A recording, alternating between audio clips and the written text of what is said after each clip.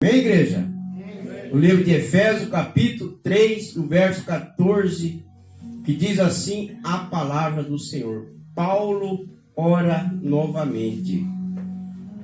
Diz a palavra do Senhor. Por esta causa me ponho de joelho diante do Pai, de quem toma o nome de toda a família, tanto no céu como sobre a terra.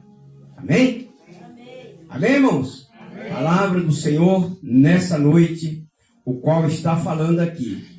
Por esta causa me ponho de joelho diante do Pai, de quem toma o nome de toda a família, tanto no céu como sobre a terra.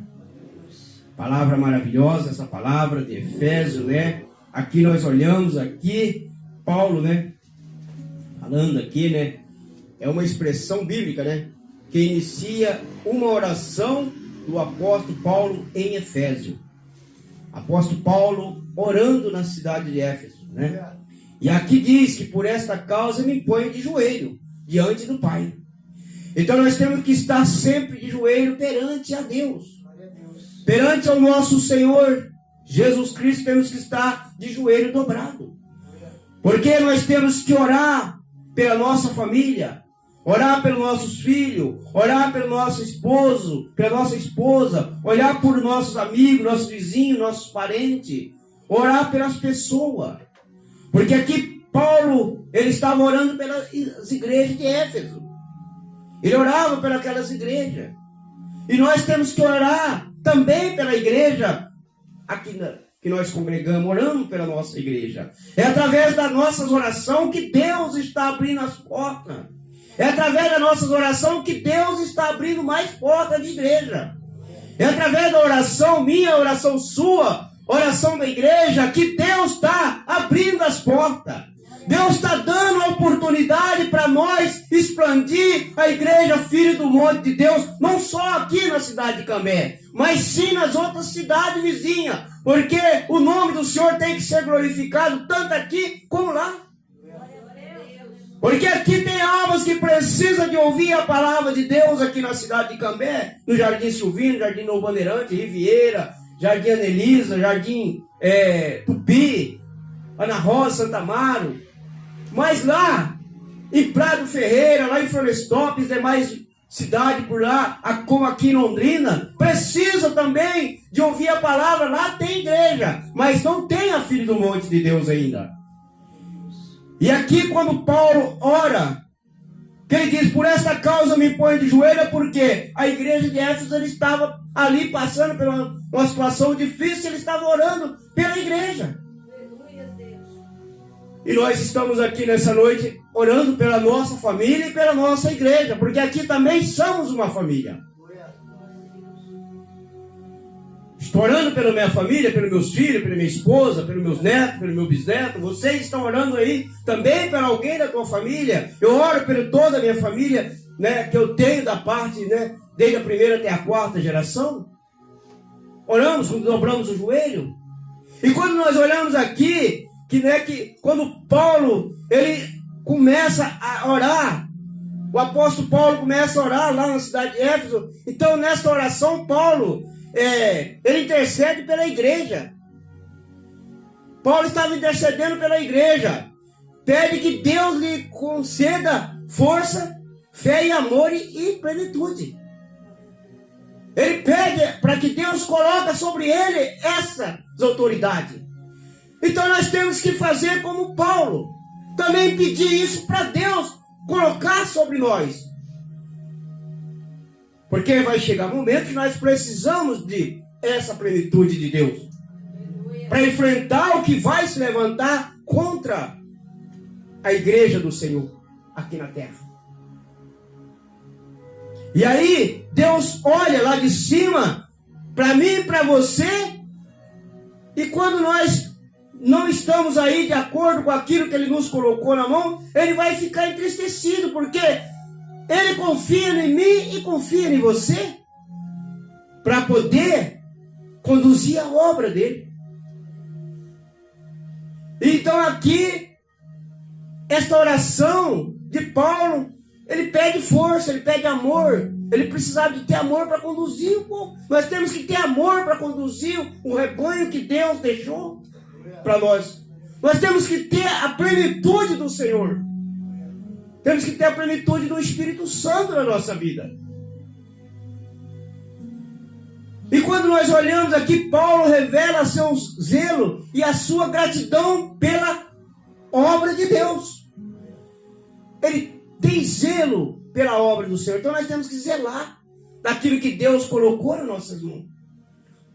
E a gratidão por Deus confiar em nós. O anjo da igreja está confiando em mim e em você, de estar juntamente ao lado do anjo da igreja, para podermos fazer a obra. Para poder confiar de eu estar em cima da tribuna, para poder confiar de você estar em cima da tribuna, porque não é fácil, irmão, não é fácil, irmã, você colocar alguém em cima da tribuna. Ah, mas eu congrego na igreja. Mas só que nós congregamos. Mas só quem vê a minha situação, o como eu estou lá, é só Deus. A pastora não sabe como que eu estou. Não sabe como que você está. Mas nós temos que ter dentro de nós uma convicção e um respeito pela palavra, um respeito pela a tribuna de Deus, que é aqui o altar do Senhor, para subirmos aqui de acordo com aquilo que temos para nós subir.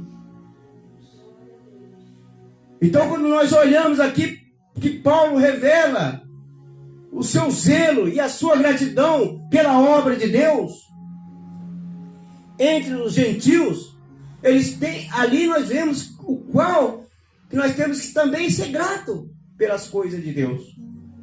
Grato por podermos estar aqui pregando a palavra. Grato por podermos estar aqui orando. Grato por poder estar aqui louvando a Deus. E grato por estar representando a nossa família nessa noite. Porque cada um está representando a sua família. Porque todos nós, se você não tem filho, mas você tem um irmão, você tem um pai, tem uma mãe, tem um tio. Alguém tem, sempre tem uma família para ser representado. Tem um amigo que você considera uma pessoa, você tem gratidão por aquela pessoa, você está representando como família. Então nós oramos aqui, que a palavra diz que por esta causa me põe de joelho. Então nós colocamos de joelho perante aquilo que nós representamos na presença de Deus. Então nós olhamos, né, que de quem toma o nome de toda a família, tanto no céu como sobre a terra. Deus, Ele tem o nome de toda a família na palma da tua mão. Então nós olhamos aqui, irmão, que Paulo orava a Deus em favor da igreja que estava em Éfeso, para que ela não viesse a desfalecer diante da tribulação que ela iria passar. Ele orava para a igreja que ia passar por uma grande tribulação. Assim somos nós. Nós passamos por tribulação. Nós passamos por coisas, às vezes, que tentam até nós desanimar.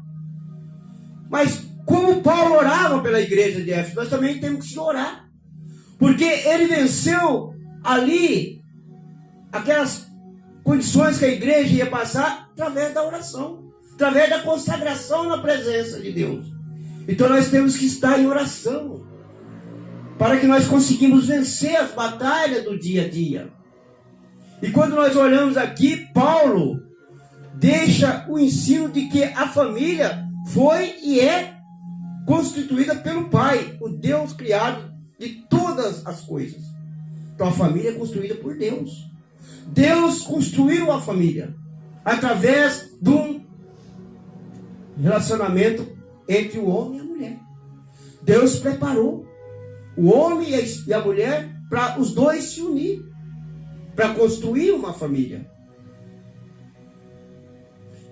Se preparou, nosso irmão conheceu a nossa irmã, ali tiveram o conhecimento, foi se preparando, foi se conhecendo, né? O irmão conhecendo a irmã conhecendo o irmão, e ali foi tendo aquela intimidade, aquele carinho, aquele amor, chegou ao ponto que veio a união.